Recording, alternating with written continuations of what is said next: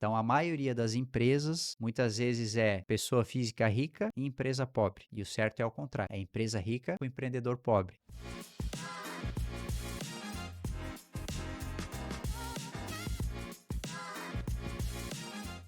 Olá, pessoal, sejam bem-vindos a mais um episódio do GL Cast. O meu nome é Priscila e sou uma das hosts aqui do GL Cast. Hoje estamos aqui com um convidado super especial, Ismar, CEO da Beluno Digital Bank. Seja muito bem-vindo, Ismar. Bom dia, Priscila. Obrigado aí pelo convite. Muito bom estar participando aqui com vocês do GL Cast. Espero poder contribuir um pouquinho aí com informações para todo o mercado têxtil aí. Com toda certeza. Ismar, conta um pouquinho pra gente da tua trajetória profissional, como você chegou à liderança da Beluno. Legal, vamos lá. Então, eu entrei na Beluno em 2010. Eu sempre gostei muito do mercado financeiro, né? Antes de trabalhar na Beluno, eu acabei trabalhando alguns anos no Bradesco, né? Então, o mercado financeiro ele me chama atenção porque a gente trabalha com todos os segmentos. Então, eu trabalho com têxtil, trabalho com químico, trabalho com metal mecânico, trabalho com a pessoa que faz distribuição, transporte. Então, a gente está em contato com todos os segmentos e isso me chama muita atenção, né? Porque eu sou muito curioso, né? Eu gosto de entender como é que funcionam os outros negócios e tudo mais. Então, o mercado financeiro sempre brilhou os meus olhos, né? Eu sempre tive o sonho de trabalhar no banco, né? Então, consegui entrar no Bradesco, acabei entrando em 2010 na Beluno. Eu entrei como auxiliar de crédito, Priscila, então, que é um cargo de entrada, digamos, lá da Beluno, e fui galgando os cargos, né? Então, a Beluno é uma empresa que dá oportunidade de crescimento dentro do negócio, né? A gente sempre olha o colaborador para dentro, e olhando para isso, eu falei, bom, é aqui que eu quero ficar, né? Então, se a empresa me oferece essa oportunidade de crescimento, eu vou trabalhar para que a empresa olhe para mim e que eu tenha essa oportunidade de crescimento. Porque também não adianta só a empresa fornecer oportunidade de crescimento e nós, como colaboradores, né, não ter um trabalho árduo para chegar lá. Claro.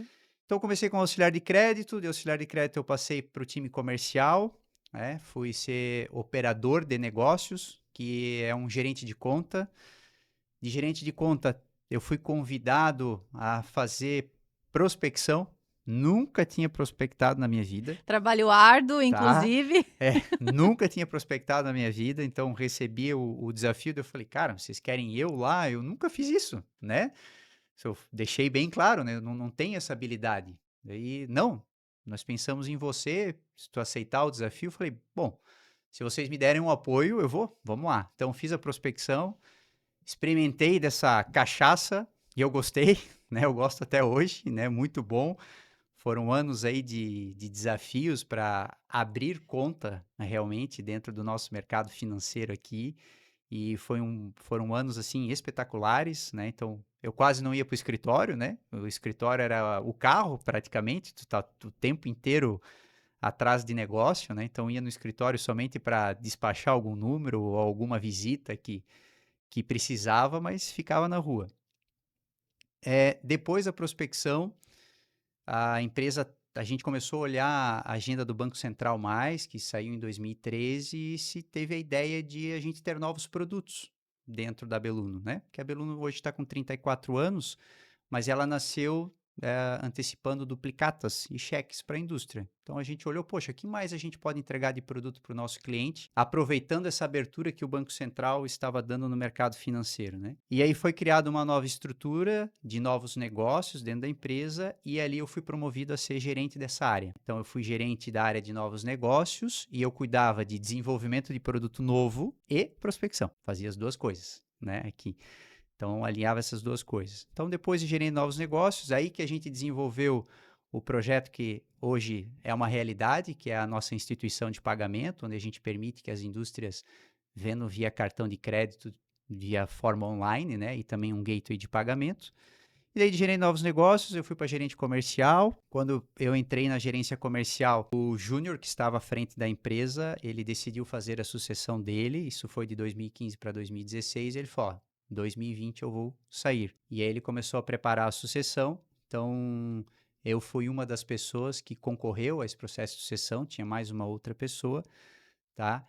E aí PDI, né? A Kimball nos apoiou nesse processo de sucessão e a gente acabou fazendo um job rotation dentro da empresa. Então, eu saí de gerente de novos negócios, fui para gerente comercial, De gerente comercial, eu fui para gerente de crédito. De gerente de crédito, eu voltei para gerente de novos negócios. E daí, na metade do ano de 2019, a empresa anunciou a decisão de quem seria o CEO da empresa, que estaria no lugar do Júnior, né? Que é da família. Então, em 2020, aí eu acabei assumindo efetivamente 100% da Beluno como o primeiro gestor profissional do negócio, E gostando tá? ainda de prospecção. E gostando de prospecção. Adoro visitar cliente, gente, né?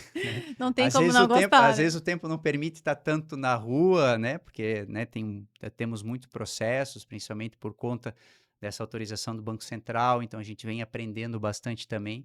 Mas eu adoro estar em contato com o cliente, adoro estar na rua, adoro estar visitando. Esse trabalho de prospecção, a É. gente costuma falar, né? É um trabalho de formiguinha, ele demanda muito tempo, muita dedicação, mas assim, o que ele traz de benefício também, né, Ismar, de conhecimento, de conhecer novas pessoas, novas histórias. Tu vai aprendendo, né? Em cada visita que tu vai, em cada prospecção que tu faz, tu sai com alguma coisinha a mais que tu aprendeu também, né? Não tenha dúvida, né? E eu gosto muito de comportamento humano, né? Então, como tem financeiros, a gente normalmente faz a visita para o financeiro, né? Então, como tem financeiro fechado, como tem financeiro aberto a escutar coisas novas, e tu tem que saber lidar com essas duas personas, né?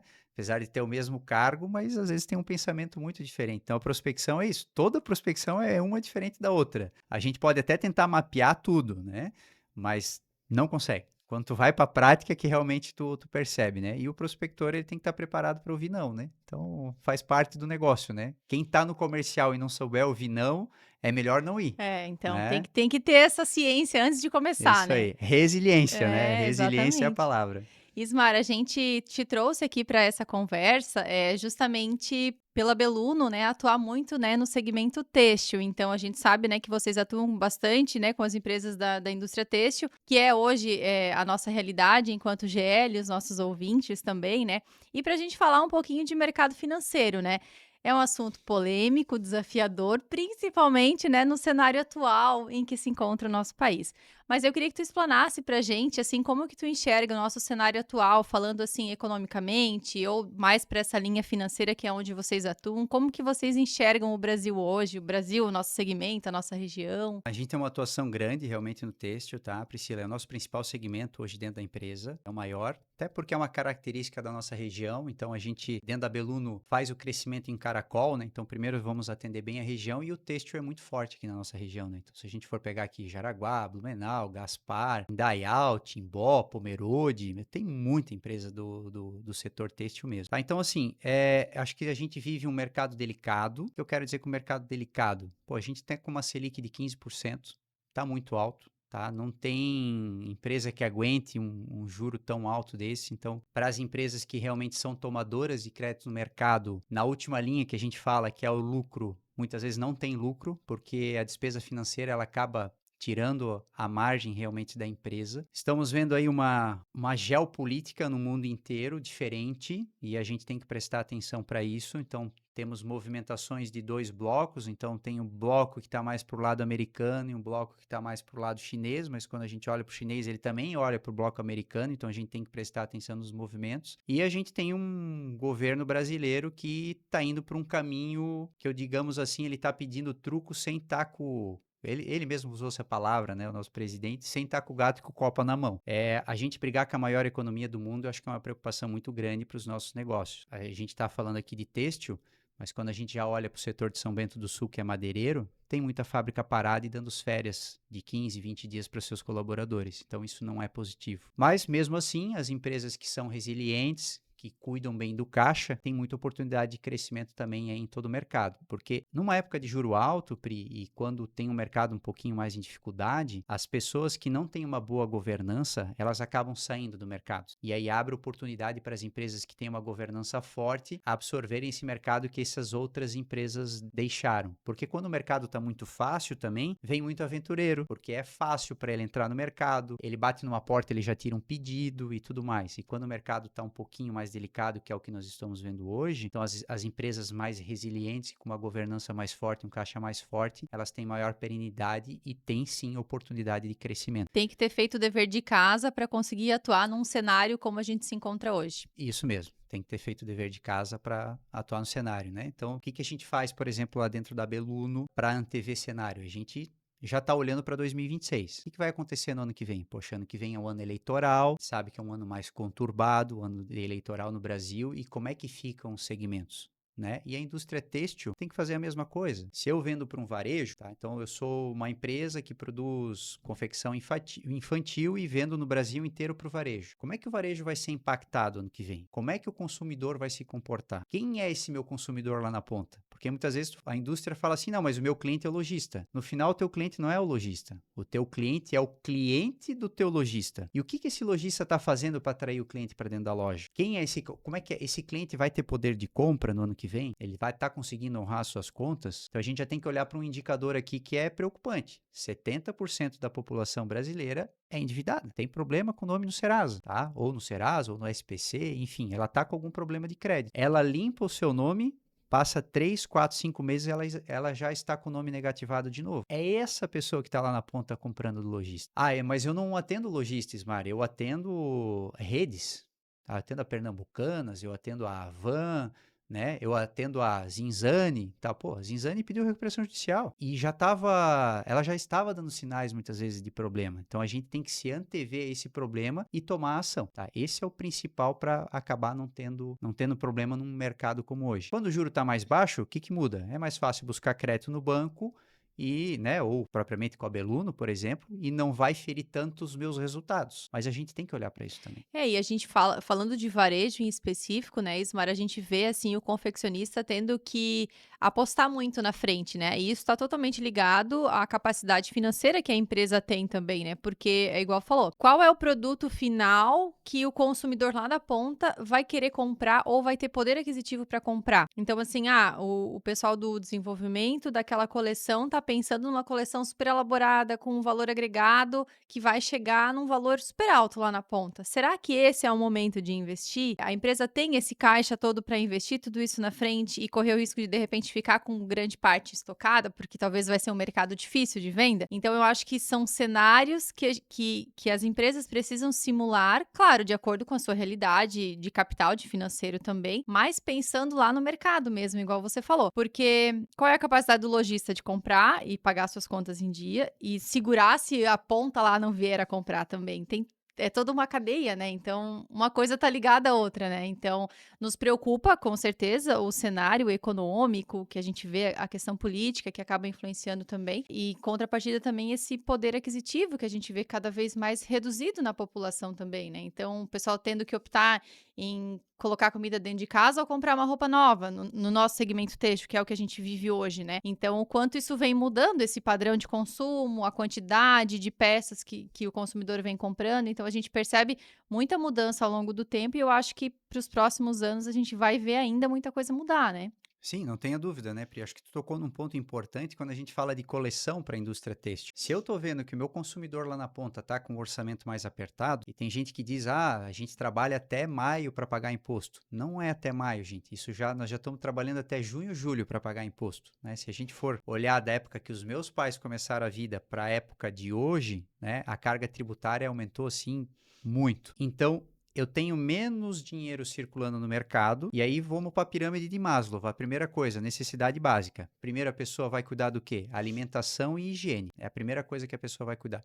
Depois ela vai pensar no resto. Então a alimentação é o que pega primeiro. Então se ela está tendo dinheiro para se alimentar bem, aí ela vai começar a olhar para as outras necessidades. Então daí ela vai começar a olhar para uma roupa, por exemplo. E aí às vezes a gente acaba visitando algumas indústrias têxteis, onde o cara fala assim, eu preciso aumentar a minha quantidade de referências, porque senão eu não vendo. Daí ele fabricava 100, ele passa a fazer 150, ele passa a fazer 200, 250, 300. Será que esse é o momento? Porque ele vai precisar fazer uma explosão inicial da produção, para quando entrar o pedido ele ter o produto para entregar, e talvez boas peças do que ele produziu vão ficar no estoque, que lá no final a gente sabe o que acontece no têxtil. Vai vender a preço de quilo, muitas vezes, acaba queimando a própria marca que tentou construir no mercado e ele teve que desembolsar esse recurso todo na frente. Então tem que pensar muito bem. E Né? custo fixo que aumenta também, né? Porque ao Uhum. ponto que você faz 100 mil peças para fazer, ou 100 referências para fazer 300, tu vai precisar de mais gente para desenvolver, mais gente para produzir, então o teu custo vai aumentando, porque é inevitável, precisa de mais pessoas, né? E quanto custa para fazer esse mostruário para os representantes? Então, se você aumenta essa quantidade também. Então, tem que ter um cuidado, tem que olhar para isso. Estamos olhando para 2026 já, né? O pessoal já está produzindo as próximas coleções ou finalizando. Tem que ter um cuidado em relação a isso. Porque não é sempre mais que eu vou faturar mais.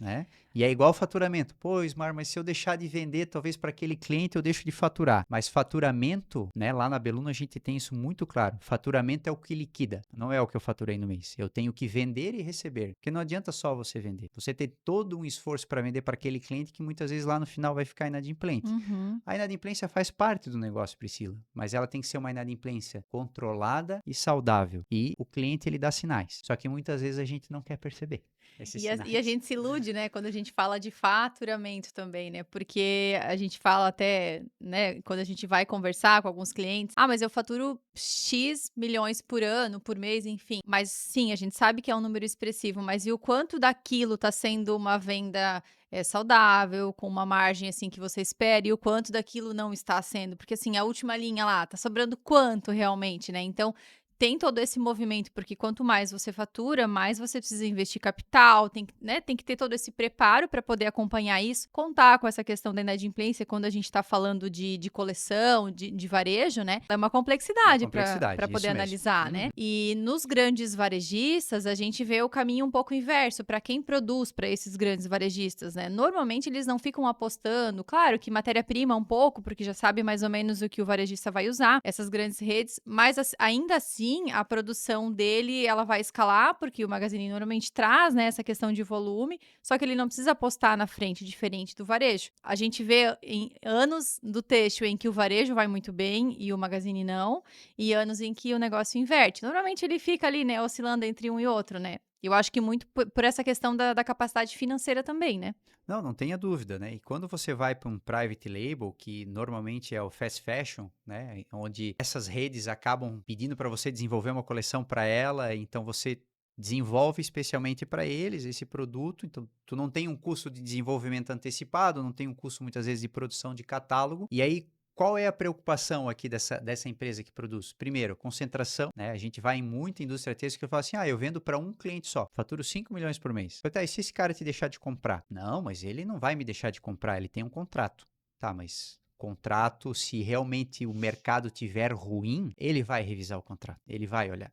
Não tenha dúvida. E aí, como é que você fica? Talvez você tenha lá 150, 200 colaboradores e aí você vende para um cliente, como é que você vai atrás de um outro cliente tão rápido assim? Então, o ideal é sempre ter uma pulverização dentro da carteira, ter um controle de nível. Por exemplo, nós lá na Belunu, o têxtil é o maior, mas a gente sempre coloca qual é o ideal de têxtil que eu quero ter dentro da carteira da Belunu. Por quê? Porque se esse segmento começa a ter problema, eu vou ter problema. Então, assim, cara, o ideal do têxtil é X%. Bateu ali próximo, então, o que a gente faz? Freia a prospecção do setor têxtil e eu acelero talvez a prospecção do setor alimentício, Uhum. tá?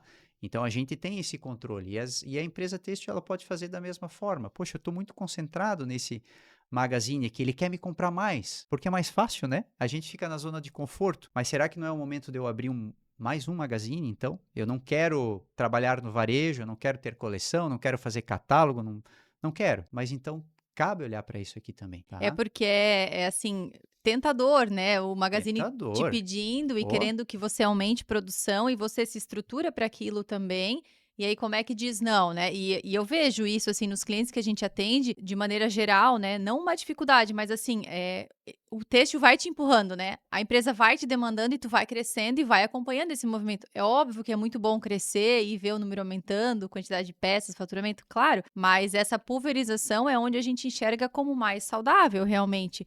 Claro que a gente não pode falar isso como regra, mas assim, é o que a gente observa, assim, né? Se for a gente pensar num cenário ideal para trabalhar com segurança, a gente viu, assim, ao longo dos anos, o texto, grandes redes que acabaram, né, saindo do mercado, deixando muita gente na mão.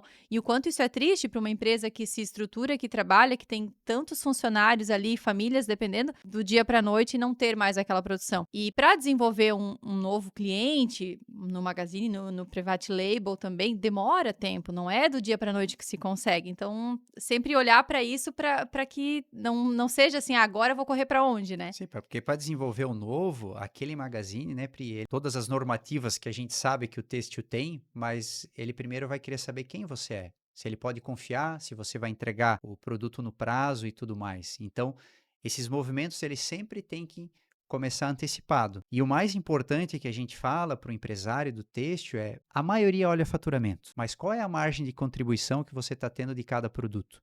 Quanto que aquele produto deixa de lucro para ti no teu negócio, para você no teu negócio? Então, isso é um negócio que tem que olhar com muito carinho. A gente gosta sempre de olhar a última linha. Então, eu tenho clientes, muitas vezes, vou dar uma hipótese, tenho cliente que fatura 1 milhão e que vamos imaginar que tem um lucro líquido de 100 mil. E eu tenho cliente que fatura 5 milhões e ele tem o mesmo lucro líquido de 100 mil. Eu prefiro do 1 milhão. O quanto de 5 milhões não teve que trabalhar a mais para Isso. entregar, O né? de 5 ele está correndo mais risco, Uhum. porque com certeza a estrutura dele é maior e no final está sobrando a mesma coisa. Então isso tem que fazer o exercício. E a gente se desapegar de algumas coisas, porque às vezes a gente criou uma linha de produto e nós como empresários, né, como empreendedores, ficamos apaixonados por aquela linha de produto, né? Então, às vezes, ele acaba trabalhando na malha, ele cria uma linha de alfaiataria, que ele achou lindo, fantástico, mas quando ele vai fazer a conta, ele vê que a alfaiataria não está dando retorno para ele, mas ele não desiste. Ele continua com aquele produto lá, mesmo que está no 0 a 0, porque ele está apaixonado por aquilo. Então a gente tem que muitas vezes usar a razão e aí é importante a governança. Então, se você muitas vezes na sua empresa não tem um conselho formado e tal, mas você pode ter um conselho consultivo ou pessoas para conversar e acabar te ajudando a tomar algumas decisões. É importante você chamar algumas decisões de fora, de pessoas que não estão no negócio para olhar, porque tu acaba ficando apaixonado pelo negócio, tu acaba ficando apaixonado pelo produto, pela solução que tu criou, e aí você acaba cometendo erros nesse momento aí. A emoção fala muito mais alto do A que a emoção, razão. é isso aí, Pri. A emoção fala alto e você acaba colocando energia e dinheiro de caixa num negócio que não está indo para frente, É, sabe? e a gente vê isso, falando principalmente do varejo, né, porque muitas vezes a gente tem, o dono da empresa envolvido na parte do desenvolvimento, do estilo, então, ele coloca lá na coleção o que ele gosta, o que ele usaria, ou o filho Verdade. usaria, tem isso também, né, essa questão da emoção. Mas não dá para simplesmente ir pelo gosto pensando num segmento têxtil, que é tão complexo, né, e pensando num cenário econômico como a gente vive hoje, né, então tem que ter esse apoio de informação, de pessoas, de conselho, para poder embasar um pouco melhor e ter decisões mais assertivas e lucrativas também, porque não dá para ir só pelo gosto, né. Não tenha dúvida. E quando a gente vai pelo gosto, normalmente o que a gente escuta dos nossos clientes no Têxteis, né? Eu peço para eles assim, qual que é a peça da coleção que você achou que ia vender mais? Ele falou, cara, essa aqui, ó. Tá, e qual que vendeu? Pô, foi uma que, cara, eu achei horrível a peça, mas a gente lançou e o mercado aceitou muito bem. Então, o gosto é muito particular. Então, a gente tem que fazer o que o mercado está comprando. O que que o mercado quer? Qual é a cor que o mercado quer? A gente pode também ditar o mercado? Pode, mas para a gente poder ditar o mercado, a gente já tem que estar num nível de Já tem que excelência muito alto. A ter gente já tem que ter percorrido um construído muita autoridade para poder ditar o mercado e falar: olha, todo mundo vai, a partir de hoje, vai usar a camiseta violeta. uhum. Tem que estar num nível muito alto para que isso aconteça. Então, tem que tomar cuidado com esses erros, né? A gente tem que fazer coisa que o mercado quer. O mercado está precisando, né? E o que que esse consumidor, não é nem o lojista, né? O que que esse consumidor que está indo lá no lojista para comprar, ele quer? De que forma esse consumidor está comprando? Porque eu vejo muita indústria do têxtil, Pri, ainda vendendo, atuando o varejo sim, no Brasil ele é muito forte. Ainda tem a questão da pessoa ir lá, fazer a compra, fazer o crediário, né? O pessoal fala, o crediário vai morrer. Gente, o crediário ainda existe. Ele tá lá, tem muita gente ainda que compra no crediário. Mas o varejo, ele se atualiza muito rápido. A internet está aí. Tá? Hoje tem fábrica do tamanho da sala aqui que nós estamos gravando o podcast. Ele cria a peça, coloca no Instagram e vende muito rápido, usando o link de pagamento para o WhatsApp. Uhum. A gente viu esse movimento muito forte depois da pandemia, claro, né? Sim, Mas assim, explodiu a venda online, né? Dificultou a loja de bairro, o varejo de rua mesmo que a gente fala, porque cresceu muito essa questão do online, desse. Porque a gente tem uma empresa, por exemplo, que tem uma estrutura legal, tem o galpão, tem funcionário, tem esse custo fixo. E a gente tem aquele que trabalha assim num ambiente menor, em casa, ele e a esposa faz ali, vende, tem um custo fixo menor, ele vai ficar muito mais competitivo e ele faz a venda online, não manda catálogo para representante. Então, assim, equalizar isso, entender também aonde você está posicionado, se está concorrendo com esse produto ou não. Então, são desafios que a gente vai vendo ao longo das mudanças do mercado também, né? E o que que a indústria está fazendo para esse lojista? Então, por exemplo, eu como indústria têxtil, se eu tivesse, como é que eu estou treinando o meu lojista para ele entrar nesse ramo digital? Porque o lojista ele não pode olhar e falar assim, poxa, esses caras ali estão destruindo o meu mercado. Não, você que não percebeu o movimento do mercado, porque eu como loja, eu posso sim ter a minha loja física, certo? O lojista. Mas por que que ele também não vai para online? É um outro canal de vendas. O canal de venda está aí disponível. Tá? Então, perceber esses movimentos de forma antecipada é muito importante. E a indústria também tem que perceber esse movimento, porque a indústria ela pode sim ir direto, né? Fazer um D2C ou um B2C, tá? Mas ela quer continuar no B2B, mas ela pode fazer com que ela pode olhar para aquele lojista e olhar, cara, o que, que esse meu lojista está fazendo lá na ponta? Pô, ele abriu só uma loja, ele não está no online, ele não grava nenhum stories para vender o produto, né? Porque queira ou não queira, tem essa questão da audiência, né? Hoje todo mundo tem o celular na mão, cara, tu tem audiência, o streaming tá aí. E a gente tem que olhar para isso e ver, cara, o que que isso impacta no nosso negócio? O que isso impacta na minha indústria do têxtil? Eu fabrico malha em rolo, mas se eu fabrico malha em rolo, eu vendo para alguém que vai produzir uma peça. Uhum. O que que essa pessoa lá está fazendo? Como é que o mercado lá na ponta está se comportando? E às vezes a gente, quando vai prestar atenção nesse movimento, já foi. Já veio aquele cara que começou a empresa na garagem. Eu, quando olho uma loja abrindo aqui em Jaraguá, eu fico olhando, pô, o cara abriu uma loja de roupa, né? E, pô, dá para comprar roupa na internet, eu compro na internet, eu devolvo, não tenho custo nenhum, eu estou no conforto da minha casa, não preciso pegar trânsito, nada. O que que esse lojista vai fazer de diferente para vender O essa sentimento que a peça? gente tem é assim, coragem, né? Coragem, né? Assim, né? Mas a pergunta que me vem, Pri, o que que ele está fazendo de diferente que ele resolveu abrir a loja? Porque eu acho que o varejo ele não vai acabar. Tem gente que fala assim, não, porque o shopping vai acabar, porque o varejo vai acabar. Ele não vai acabar. Ele vai se transformar, Uhum. né? Vai estar vendo isso. Hoje você vai estar no online e você vai estar no físico. Porque quem começou só no online, ele sente a necessidade de ir para o físico também. E tem toda a questão de experiência, né, do que Isso. as marcas, do que as lojas estão trazendo e trabalhando diferente agora, essa transformação mesmo, como você falou, né. Uhum. Então eu tenho vários tipos de pessoas comprando hoje em dia. Então eu tenho aquela pessoa que vai comprar, que gosta de ir na loja, que vai fazer o crediário. Por que que o lojista tinha o crediário antigamente? Para trazer movimento para a loja. Só que hoje a pessoa está pagando o crediário no Pix. Tá, e aí, como é que eu trago esse cara para a loja de novo? Uhum. E a indústria tem que pensar da mesma forma, porque se a indústria não ajudar o varejo dela a vender, ela não vende. Então tá todo mundo junto aqui. Tá todo mundo interligado, né, Pri? Então é muito importante, por exemplo, o movimento que a GL vem fazendo. Vocês estão ajudando os clientes de vocês a venderem com toda a produção de conteúdo, com os treinamentos. Isso é muito importante. Isso tem muita valia.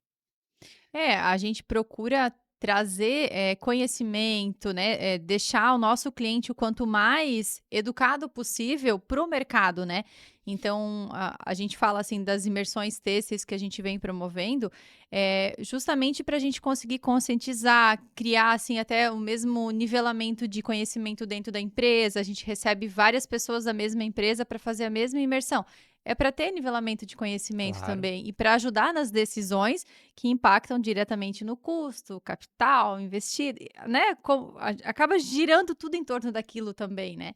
Então é um trabalho, assim, de formiguinha, com certeza, porque a gente encontra ainda, muitas empresas com gerações mais antigas ainda, né, no comando, então existe uma resistência até nessa mudança, nessa transformação, a governança até como você comentou, né, a gente consegue ver diferentes tipos de governanças, né, nas empresas onde a gente atua, né. Então, a gente tem o empresário que está à frente da empresa, só ele, e que ele que decide, que, ele não quer mais falar de política, ele não quer saber o que está acontecendo, mas inevitavelmente vai interferir no negócio Vai. dele, né. Então, assim, não dá para fechar o olho e achar que o que acontece no Brasil é problema do Brasil e eu vou tocar minha empresa aqui, desenvolver minha coleção, trabalhar porque vai impactar, não tem como não olhar para isso, né. A gente sabe que, essa questão da geopolítica, dessa economicamente falando, assim, até cansa um pouco, né, de tanto episódio que acontece no Brasil, assim, né? A gente fala que não, de tédio a gente não morre, né? Porque Não, não sempre tem morre, coisa nova, verdade, né? verdade. Mas a importância de estar antenado a isso e de conseguir visualizar, como você falou, as tendências do que vão acontecer lá para frente também, para que isso ajude na tomada de decisão,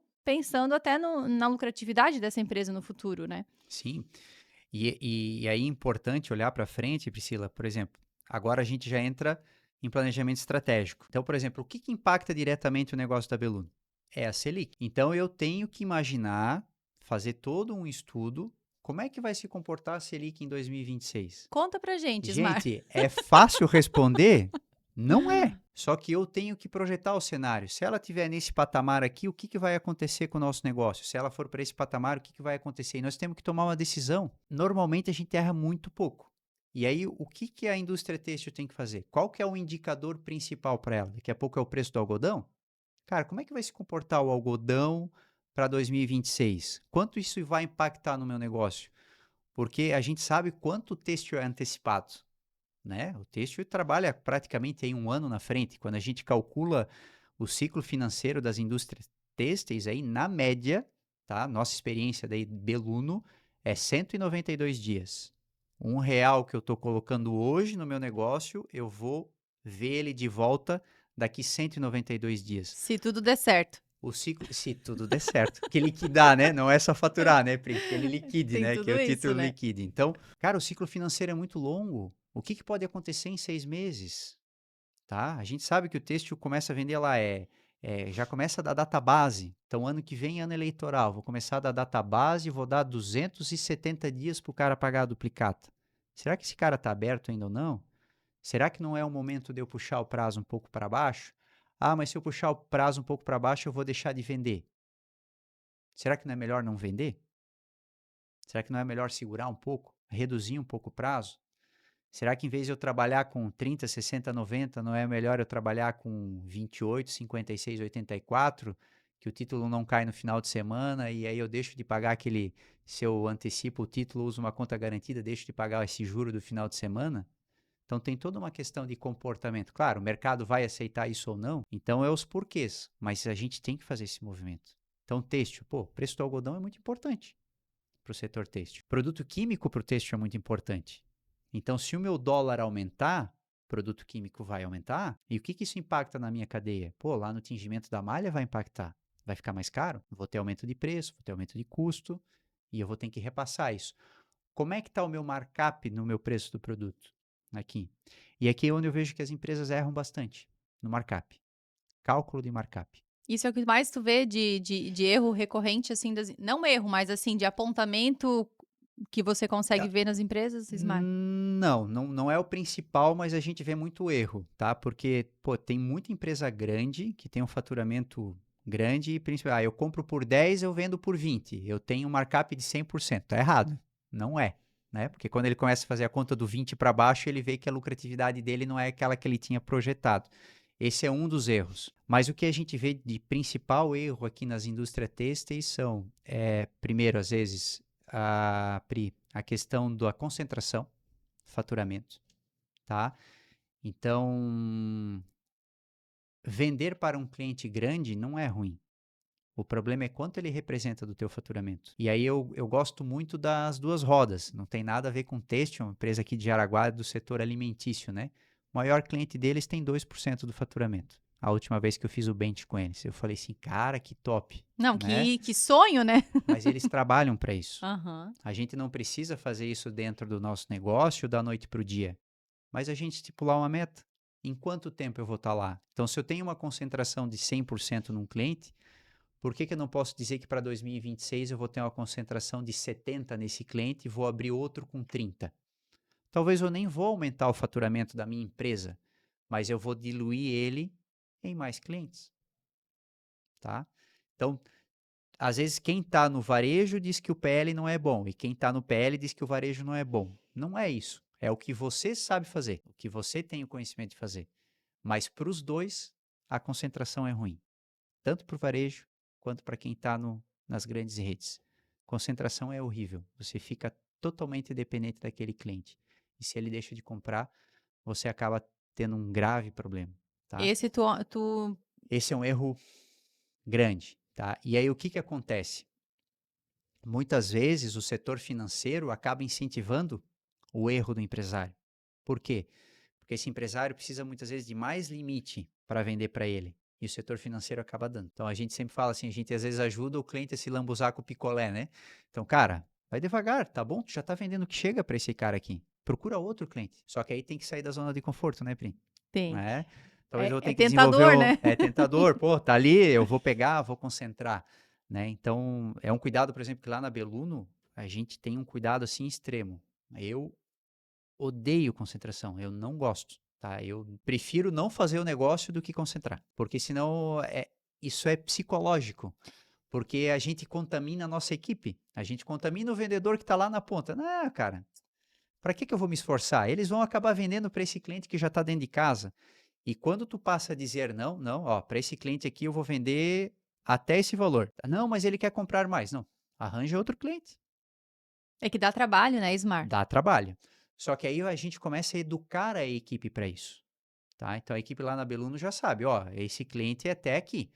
Tá, mas o cliente quer fazer mais negócio ou ele quer transacionar mais? Não, não tem, não vai passar. Eles já sabem que não vai passar. E aí você começa a criar uma cultura e todo mundo sabe que é até ali, e aí tu não pode fazer exceção, né? Porque senão a exceção vira regra, É na né? exceção que a gente se lambuza com o picolé. E aí Exatamente. tudo vira exceção. Então, se toda hora vem para discutir, é porque a regra já está instalada. A regra não é o que está mais no papel ou o que tu decidiu, é o que está acontecendo ali no dia a dia. Então, tem que ter um cuidado muito grande. E o outro erro que a gente vê, parece bobo, mas acontece, né? O empreendedor, ele usa o caixa da empresa na pessoa física. Então, a maioria das empresas, muitas vezes é pessoa física rica e empresa pobre. E o certo é ao contrário. É empresa rica com empreendedor pobre. Aí quando a gente fala pobre aqui, gente, a gente não está querendo dizer que você não pode ter uma casa, não pode. Não, não é isso. Mas o caixa tem que estar na empresa. O forte do caixa do dinheiro tem que estar na empresa. E quando muitas vezes você olha, quando a empresa passa dificuldade, né, e você olha, por exemplo, o patrimônio daquela pessoa física, você fala, cara, se desfaz um patrimônio e capitaliza a empresa. Não, a empresa tem que se virar sozinha.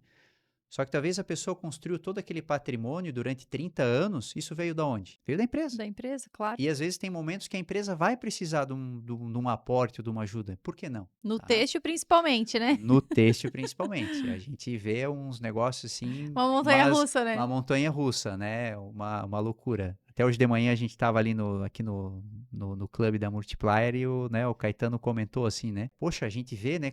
Beleza, as empresas às vezes têm 30, 40, 50 anos, né? O que essas pessoas à frente da empresa agora, de segunda, terceira geração, estão fazendo? Estão fazendo a empresa crescer, tá indo para frente? Então tem que ficar de olho também, né? Quem que é esse teu cliente na ponta lá? Ele está simplesmente colhendo só os frutos ou ele tá levando a empresa para frente também? Então a gente vê esse erro muito grande, sabe, Priscila? Às vezes a empresa está com grandes dificuldades, mas na pessoa física tá tudo bem, É. E a tá? gente vê isso claramente, até como tu comentou no começo, as pessoas, os aventureiros, né, que acabam entrando nesse segmento, quando tá um mar calmo, né, que fica tudo fácil, né? A gente vê muita gente entrando sem estrutura, sem saber fazer um custo, sem ter uma engenharia de produto, para entender a fundo o que todo o processo vai passar, e aí acaba acontecendo esse tipo de coisa, né? A gente vê a empresa indo por água abaixo e a pessoa física tá super bem, né? Mas o quão saudável é, né, assim, para a empresa perdurar, para ela se manter no mercado, para ela fidelizar os clientes. Então, exige todo um esforço, nada vem de graça, né? E eu acho que essa a questão do planejamento, de ter o conhecimento básico para conseguir estruturar a empresa é primordial para o sucesso. Porque se você não tiver esse conhecimento básico, vai ser difícil. Difícil, difícil até porque, né, Pri, quando a gente olha para o têxtil, o que que acontece? Então tem empresas que lançam 2 coleções por ano, 3 coleções por ano, 4, dependendo da empresa, 5, enfim. Então se ela erra uma coleção, ou se ela não vai bem numa coleção, ela não vai bem durante o período daquela coleção. E aí tem todo um custo fixo para você arcar durante esse período. A gente sempre fala, né, o prejuízo que tu teve lá atrás para tu recuperar para frente, ele é difícil. Ele não é tão simples assim. E às vezes uma coleção que você acaba errando ou que você acaba tomando uma inadimplência grande compromete a empresa por 2, 3 anos, até você recuperar o caixa, até você recuperar esse fôlego. Porque o texto é aquele negócio, é coleção. Então, se o cara lança 2 coleções no ano e uma coleção ele foi mal, por exemplo, ele carrega 6 meses aquilo lá, daí ele já quer lançar o verão antecipado, E né? dificilmente ele vai conseguir recuperar nos outros 6 meses aquilo que não É fez nos isso aí. primeiros 6, digamos assim, né? É isso aí. E aí, e a gente sabe que quando a empresa está com problema, é mais difícil tu ter uma equipe mais motivada, porque não está batendo meta. Então começa a ter vários probleminhas aqui. Pô, problema de caixa, não está batendo meta, tem que segurar algumas coisas, tem que puxar o freio de mão, tem que gastar menos. E às vezes a gente tem que fazer esse movimento antes. Por quê? Porque a gente não sabe como é que vai ser a economia lá para frente. Então quando a gente olha para 2026, cara, é muito obscuro, muito obscuro. O que vai acontecer? Então, talvez tem coisas que a gente tem que olhar assim, poxa, a gente precisa gastar nisso aqui agora? Não é melhor deixar o dinheiro no caixa, preservar esse recurso aqui, e aí a gente está fortalecido se caso vier alguma coisa um pouco mais grave? Que vamos olhar as empresas aqui de São Bento por conta do tarifaço aqui do Trump. Se a empresa não tem caixa para aguentar, ela quebrou da noite pro dia. Ela pode até ter dado as férias para os funcionários, ela ganhou um fôlego de 20 dias, tá? E depois? É mais para pensar o que vai fazer, né? Né? Hoje é dia 15 de agosto, né? Até agora não mudou nada nas tarifas. Tá acabando as férias do pessoal. O pessoal vai voltar para a empresa. E o que eu vou fazer com esses colaboradores? Tanto para crescer quanto para reduzir, precisa de dinheiro. Para as duas coisas. Então, é muito importante cuidar do caixa, gente. Como é que tá o teu caixa? Tu tem o controle do teu caixa efetivo? Tu olha o teu caixa dia a dia? Né? Como é que tá essa minha entrada de recurso aqui? E se tu começa a ter uma inadimplência maior, começa a entrar menos caixa, diminui o teu fluxo, então tudo isso tem que pensar. Porque para crescer, eu estou faturando 1 milhão, ano que vem eu quero faturar 2, 3. Esse é um erro que a gente vê no texto também, né? Cara, o teu prazo, o teu ciclo produtivo, se o teu ciclo financeiro é de 190 dias e tu vai dobrar o teu faturamento, quanto de capital de giro tu vai ter que ter? Tu já foi conversar com teus parceiros financeiros se tu não tem esse capital próprio, se eles vão te dar esse capital? Uhum. Quanto vai custar isso para ti? Esse financeiro entra dentro do custo do teu produto? Tu consegue absorver? Então é importante fazer esse exercício, tá? Crescer de 1 milhão para ir para 2, se o teu ciclo financeiro é de 190 dias, é só fazer a conta, faz vezes 6 o capital que tu Uhum. vai precisar lá na frente. É muito dinheiro a mais. Então será que não é melhor ir de 1 milhão para 1 milhão e 200, 1 milhão e 300? Estou falando média de faturamento, Uhum. né? Uhum. Então pega lá o ano e divide por 12, né? Porque a gente sabe que no texto é normal, né? Janeiro fatura pouco, fevereiro 3, 4, 5 vezes a mais, normalmente. Que começa quando começa as entregas das coleções, tá?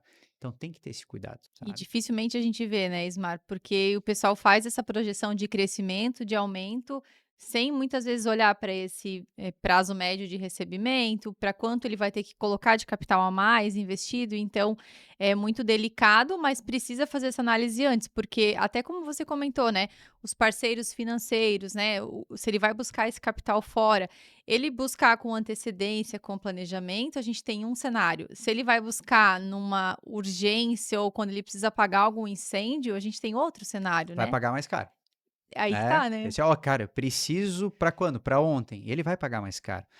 Isso não é só com o parceiro financeiro também, né, Pri? Ele também pode fazer isso com os fornecedores. Olha, pessoal, ano que vem estou com planejamento, né? Eu quero aumentar meu faturamento em 50%, então eu devo aumentar as compras com você em 50%. Eu teria esse limite para comprar mais, como é que nós poderíamos compor aqui? Tu poderia me dar um prazo maior de pagamento, porque eu vou aumentar o volume com você? E normalmente isso, né, vai lá no estilo, o estilo escolhe a peça, passa lá para o setor de compras, o setor de compras manda, e aí tá, mas espera aí, meu limite é de 100 mil, tu quer me comprar 200, Uhum. essa diferença tu tem que me pagar à vista. Então, tá, eu não tenho esses 100 mil para pagar à vista. Daí, vai recorrer a uma linha de crédito, muitas vezes, alguma coisa, porque, cara, tá aí, os pedidos estão chegando, eu quero aumentar meu faturamento, eu preciso comprar. Então, é interessante se preparar com o fornecedor também. Fala, fornecedor, poxa, conto com você como meu parceiro, tem como a gente aumentar o meu limite? Às vezes tu nem sabe que tu tem um limite lá dentro do fornecedor, mas a Uhum. maioria tem, né? E tu mapeou Então, exatamente como acontece, assim, exatamente esse é o caminho, assim, é o cliente que compra 10 toneladas de fio hoje, amanhã ele chega agora, eu quero comprar 20. E aí, assim, claro, a gente fica feliz com o crescimento, não tenha óbvio, né? dúvida. Mas aí a gente vai para fiação, para importadora, olha, o cliente comprava 10, agora quer 20. E aí vem essa preocupação até da parte das nossas representadas também, né?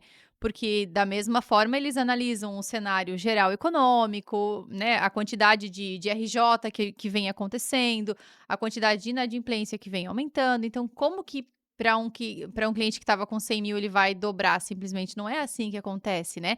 É mais difícil. Então, assim, quando é tudo planejado, gradativo e se tem a informação, fica muito mais tranquilo de contextualizar aquilo com a representada também, com o fornecedor, né?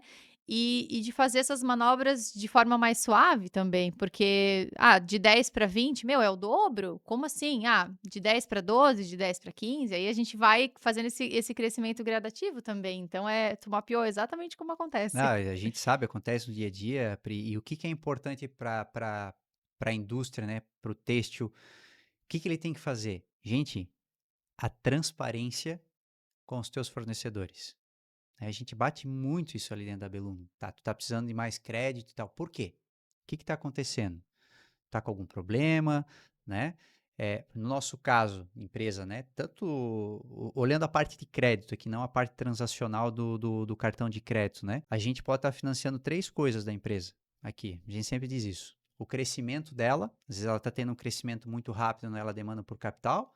A gente pode estar financiando a crise que ela está passando, tá? E o terceiro, que é o mais perigoso, que é o ego do dono, que é o cara que gasta mais do que a empresa muitas vezes pode estar abastecendo ele, né? Que é o que acaba sangrando um negócio para a pessoa física. Mas essa transparência, Priscila, é muito importante. Tá? Então, a pessoa chegar lá para a GL Texto e falar assim: olha, Pri, eu compro de vocês hoje, esse material aqui, pro ano que vem eu estou pensando em crescer e tal.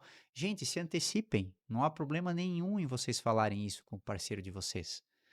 Mas e se não acontecer, Ismar? Não tem problema nenhum, só não aconteceu, mas vocês estão se preparando para isso.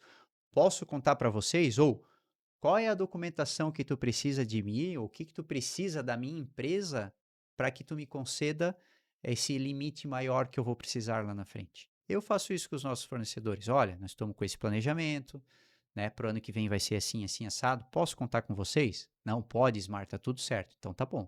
Eles já estão sabendo. Então é Ai, importante, entendeu? não dá o Porque passo maior que a perna. isso, tu sair de 10 toneladas de compra de fio, daí daqui a pouco cai lá na GL Têxtil, né, um pedido de 20, vai gerar questionamento. Aí, lá do outro lado, tu pode estar pensando assim, né, poxa, mas eu quero comprar mais, por que que eles não vão me vender? Ok, mas tem toda uma análise por trás. E vocês têm que fazer isso com o cliente de vocês também, tá? Pedir para o representante lá no lojista, muitas vezes, e perguntar aí, qual é a tua expectativa de venda para o ano que vem? Ou para essa coleção? Como é que foi o inverno para você? Vendeu bem? Né? Pô, esse ano deu frio, né? Eu acho que não vai ter ninguém com estoque de Não, tá inverno aí, todo mundo de feliz com vir o inverno. né? Que a gente escuta, não, que o inverno ano passado foi ruim, tá todo mundo com 2 estoque, anos, ninguém quer né? Quase 3 comprar, aí que não tal, tinha né? frio. Aí eu falei, cara, falei, quase vira um centro ortopédico, né? Isso é muleta, né? Muitas vezes essas desculpas que acabam vindo, né? Então é importante se antecipar, muito importante, tá? E aí quando você começa a fazer esse exercício, Priscila, tu começa a olhar para o teu caixa, tá? Porque tu não deixa o navio navegar lá, a Deus dará, sem estar no controle do leme. E aí você vai tomar decisões mais assertivas, Com certeza. tá? Porque tem empresa que talvez não vai querer tomar mais risco com você. Ela vai falar assim, olha, Pri, eu vou te vender até 100 mil. Se tu quer comprar mais, é à vista antecipado. Uhum. Ou no cartão de crédito, por exemplo. Daqui a pouco, olha, eu vou na duplicata com você até 100 mil, acima desse valor, ou tu me paga à vista antecipado, ou vamos fazer no cartão de crédito que eu tenho uma segurança maior para vender para você.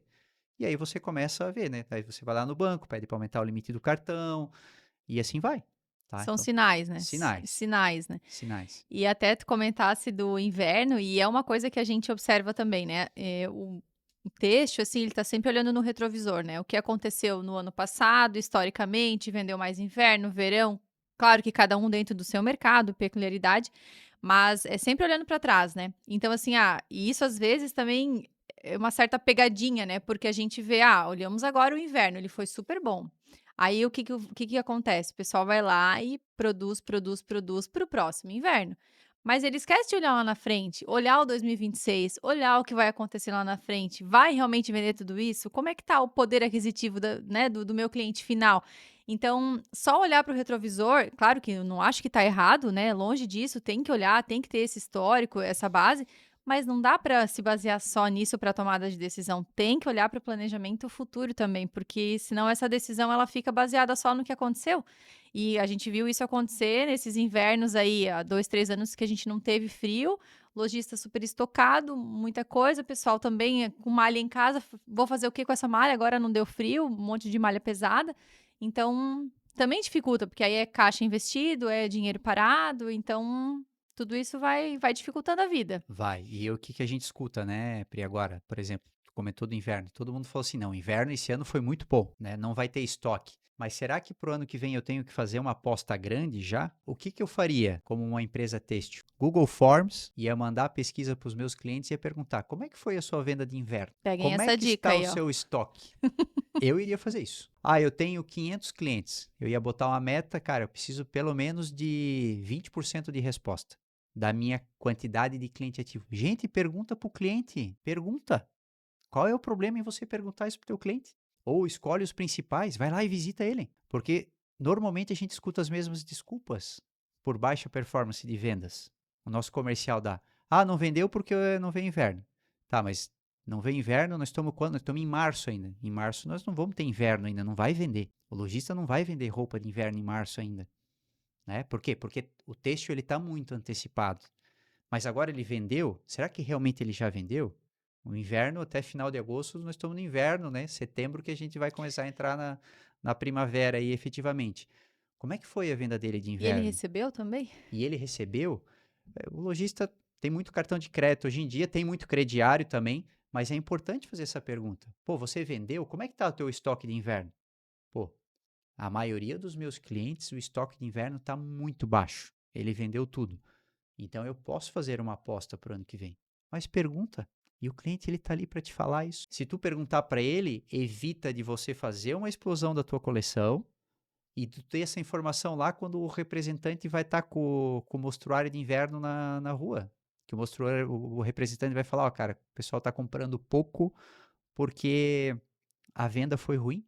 Você pode perguntar isso agora para ele. Uhum. Pode perguntar qual que é a expectativa dele. Como é que foi a venda, qual que é o produto que girou, o que que ele está precisando mais de você, o que que você pode ajudar para ele. A gente fez agora na Beluno, por exemplo, uma pesquisa de proposta de valor. A gente faz com clientes, com ex-clientes e com não clientes. Então a gente pergunta para ele, dentro do que a gente escolhe de valor dentro do nosso negócio, o que que ele acha importante, qual que é a nota que ele dá para a Beluno em relação ao concorrente. Então, isso a indústria têxtil pode fazer para ela também. O dado está aí. A gente tem que pegar o dado e transformar ele numa informação relevante para o nosso negócio.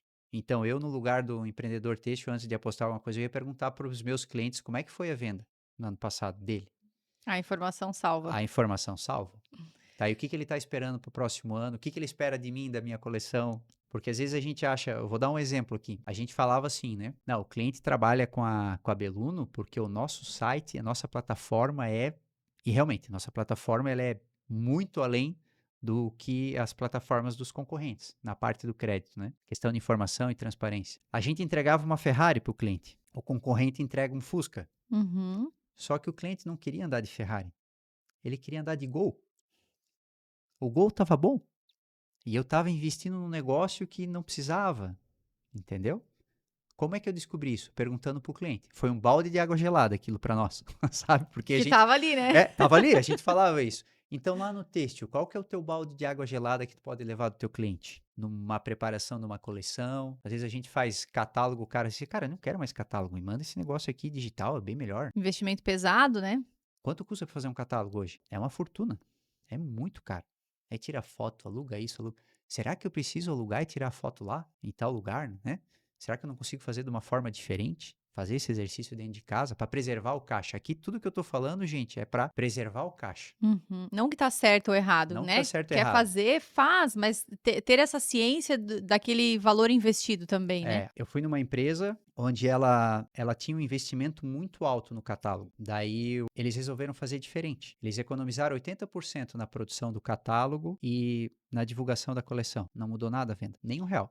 Mas é porque se não pergunta, tu não tem a informação para tomar essa decisão, né, Ismar? Mas esse do catálogo também é engraçado, porque a gente escuta na rua, né, esse tipo de comentário: "Ah, mas tu ainda faz catálogo, né, eu sei que é um investimento alto, mas o meu representante, se ele não tiver o catálogo, ele não vende, ele não precisa". Mas tu já perguntou para ele se realmente ele precisa, se realmente tem que ser assim? Porque não existe esse exercício da informação para tomada de Isso. decisão, né, É não isso é que eu tão falo. comum. É a pesquisa, tá? Então é pesquisar, gente, tá na mão. Google Forms é tão fácil, Microsoft lá ó, faz umas perguntas-chave e dispara, tá? É muito simples fazer isso. Não custa. Só que aí a gente não está acostumado muitas vezes a fazer isso. Tem que sair da zona de conforto, daquele trabalho que a gente faz dia a dia e perguntar para o cliente. A gente gosta muito de perguntar para o cliente. Muito. A gente faz muita pergunta. Tanto é que a gente faz a pesquisa de satisfação é uma vez por ano. É uma pesquisa bem completa e a gente faz essa pesquisa da proposta de valor e a gente vai começar a fazer pulso mês a mês de coisas para os nossos clientes. Porque eles dão a informação para a gente. Onde é que a gente está errando? Daqui a pouco a gente faz o texto faz lá uma coleção que não vendeu bem.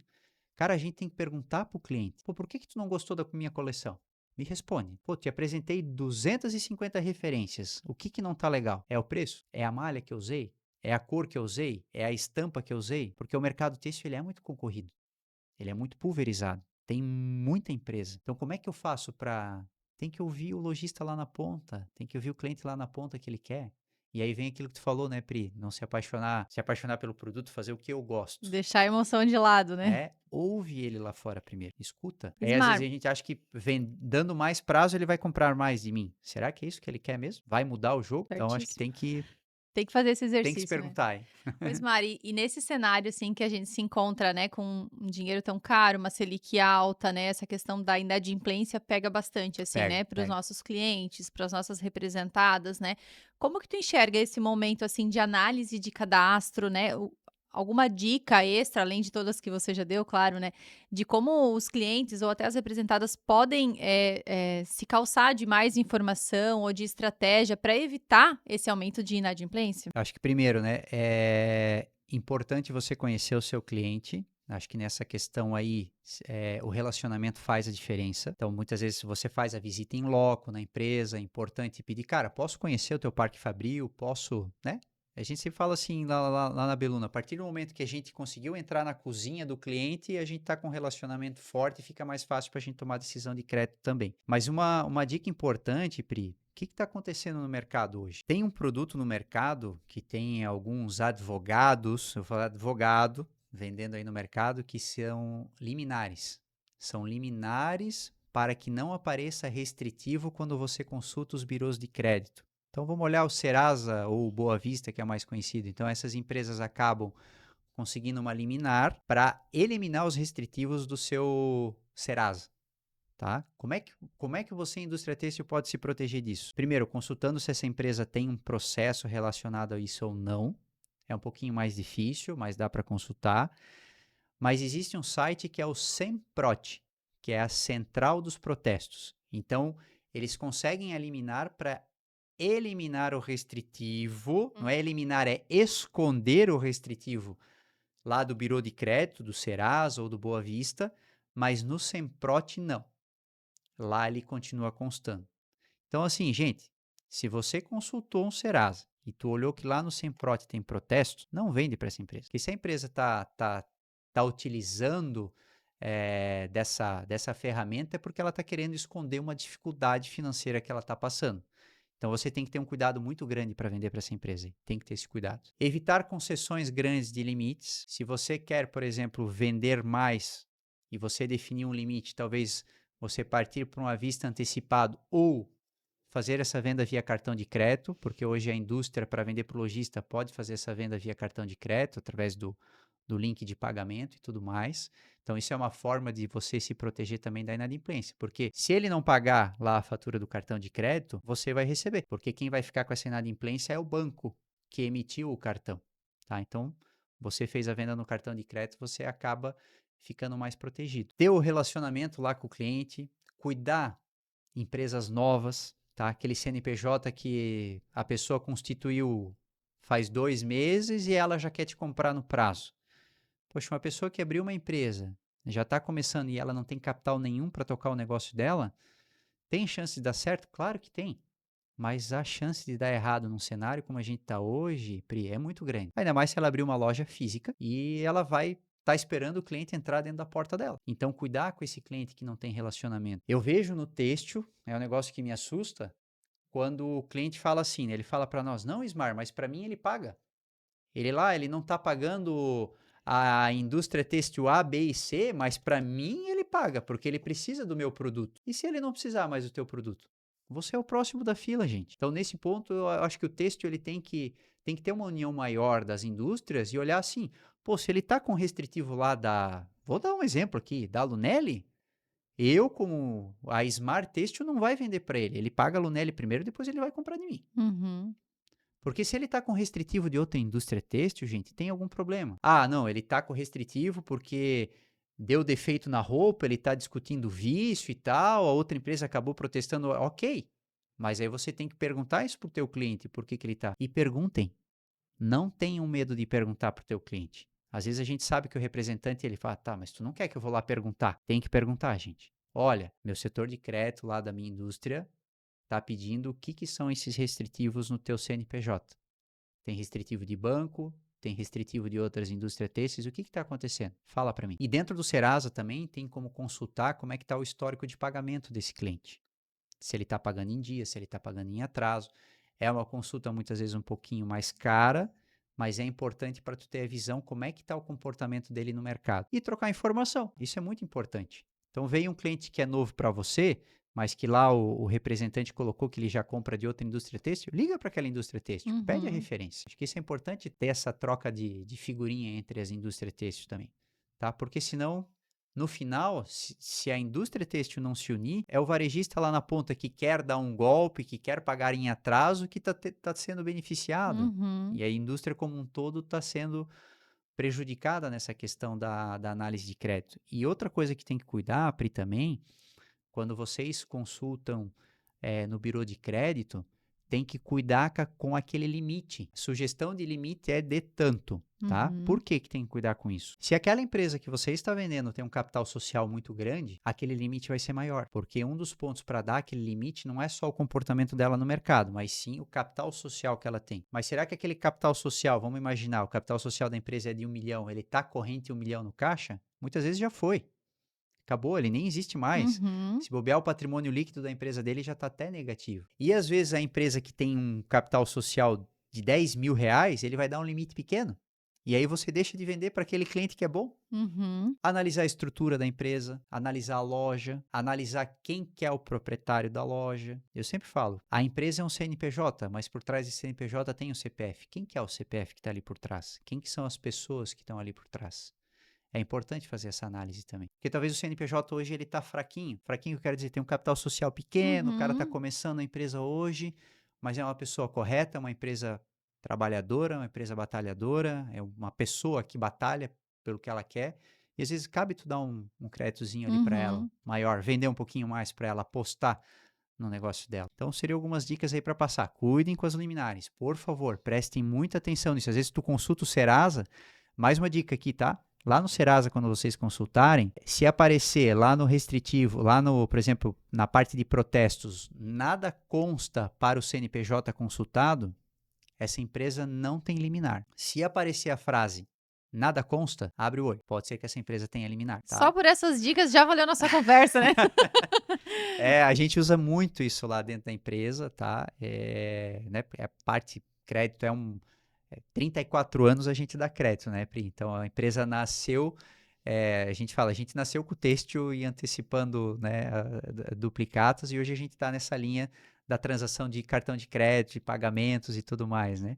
Então a gente tem uma expertise muito grande aí nessa parte do têxtil. Então a gente falou hoje de manhã um pouquinho de Zinzane, né? 2019 a gente falou que a Zinzane ia dar problema. A gente parou de fazer Zinzane, por exemplo, né? De aceitar títulos contra essa empresa. Deu problema. A gente já viu o comportamento lá atrás. Poxa, mas vocês se anteciparam talvez muito tempo. Mas a gente sabia que uma hora ia dar problema. A gente não tem como prever quando vai dar. Isso pode ser Uhum. em questão de um mês, isso pode ser em 5, 6 anos. Pode ser que não dá problema? Pode, também pode. A empresa pode se recuperar, sim, mas não era o que a gente estava vendo de sinal. Então, prestem atenção nos sinais, no comportamento de compra do teu cliente. Pô, o cliente comprava 10 mil, o representante lutava para vender mais e daqui a pouco o cara triplica o pedido que ele fez. Poxa, mas o que mudou? Se questionem. Ah, pode ser que a tua coleção ficou bonita mesmo e ele comprou mais, tá tudo bem. Uhum. Mas se questionem. Façam essas perguntas, né? Espera aí, deixa eu consultar. Será que ele não pendurou uma outra indústria têxtil ou vai pendurar? Como é que tá?